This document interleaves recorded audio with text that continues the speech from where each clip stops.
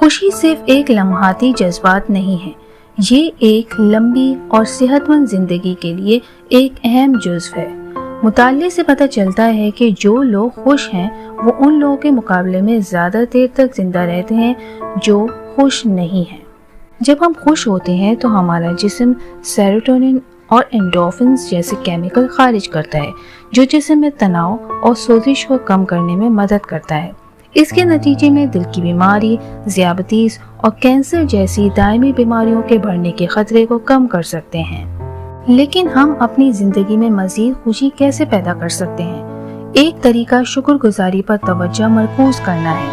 مطالعے سے پتہ چلتا ہے کہ جو لوگ باقاعدگی سے شکر گزاری کی مشق کرتے ہیں وہ اپنی زندگی سے زیادہ خوش اور مطمئن ہوتے ہیں۔ خوشی بڑھانے کا دوسرا طریقہ سماجی روابط کے ذریعے ہے۔ اپنے پیاروں کے ساتھ وقت گزارنا اور بامعنی تعلقات استوار کرنا آپس میں تعلق اور مقصد کا احساس فراہم کر سکتا ہے جو مجموعی طور پر بہبود میں معاون ثابت ہو سکتا ہے۔